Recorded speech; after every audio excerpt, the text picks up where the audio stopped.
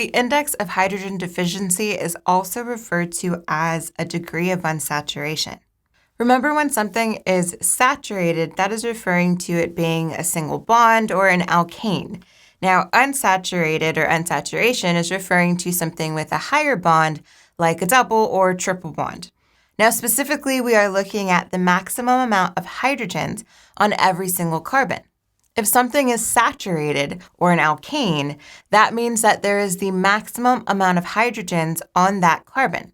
And remember, a carbon can hold 4 bonds. So for example, let's look at some examples here so you can understand the maximum amount of hydrogens that we will see.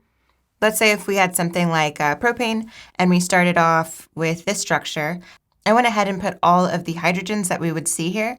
So here we know that there's 3 hydrogens, 2 in the center, and then 3 on the side. So this is just showing you there are the maximum amount of hydrogens because everything is